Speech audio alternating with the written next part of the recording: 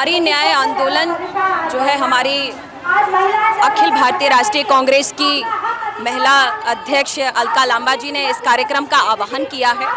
इस कार्यक्रम में मध्य प्रदेश की हमारी अध्यक्ष विभा पटेल जी और पूरे मध्य प्रदेश की समस्त जिलाध्यक्ष ब्लॉक स्तर तक की सभी महिला जनप्रतिनिधि, जितनी हमारी पार्टी की जनप्रतिनिधि है, विधायक, सांसद और अन्य पदों पर जो भी जनप्रतिनिधि थे, सभी इसमें शामिल हुए। इसका मुख्य एजेंडा जो भारतीय जनता पार्टी के द्वारा संसद में प्रधान सेवक के द्वारा प्रधानमंत्री नरेंद्र मोदी जी के द्वारा दो बार लोकसभा में बड़ा स्पीच दिया जाता है कि हम 2026 में जब अगर आपको महिला आरक्षण लागू करना था तो आपको टेंट लगाकर ये ढोंग दिखावा करने की क्या आवश्यकता थी। पहली बात। दूसरी बात आती है कि जब आप आरक्षण लेके आते हैं और महिलाओं को न्याय दिलाने की बात करते हैं तो उसमें ओबीसी की महिलाओं को आरक्षण ना देने की बात कही जाती है, उन्हें ठुकराया जाता है, लेकिन आप ताली और थाली बजवाने के लिए उनको बुलाते हैं।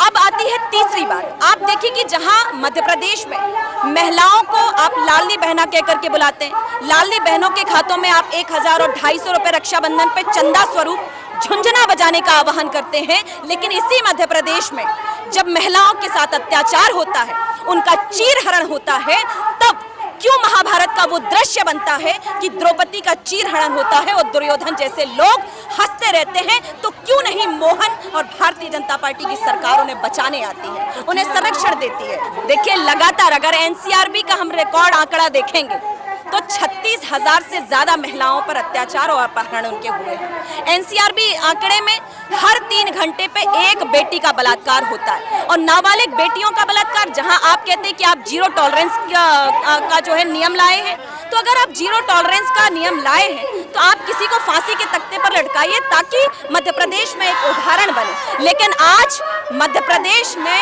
हर महिला जो एक शक्ति के रूप में आवाज बनना चाहती है, शक्ति स्वरूपा बनना चाहती है, आर्थिक बोझ पड़ा हुआ है, जहां एसबीआई, स्टेट बैंक भी, उसके आंकड़े भी ये कहते हैं कि आज जो प्रतिशत घटना चाहिए था वो प्रतिशत लोन का बढ़ा हुआ है और लोन की जो है तारीख है, एसबीआई उनको संदेश देने के लिए उन्होंने एक टॉफी के रूप में उनको मैसेज देने का काम किया। तो ये बात अभी है कि लाडली बहना योजना में लाखों बहनों के नाम, देखिए लाडली बहना तो एक, चूंकि ये चुनावी प्रोपेगेंडा है।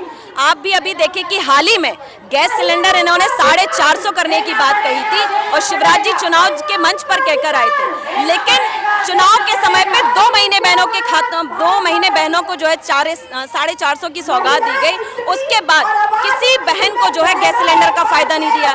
क्या भारतीय जनता पार्टी को ये नहीं मालूम है कि इस मध्य प्रदेश में कितनी बहनाएं बीपीएल धारक हैं और कितनी महिलाएं गैस कनेक्शन की पात्रता में आती हैं, लेकिन आप कुछ लाखों बहनों को फायदा दे रहे हैं। आप इस बात का सर्वे क्यों नहीं करवाते?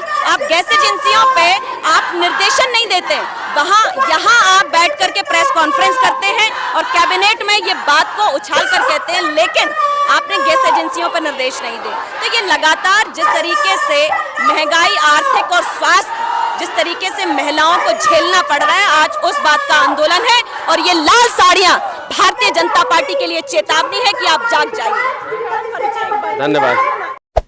Hey there. Subscribe to my channel and also press this bell icon.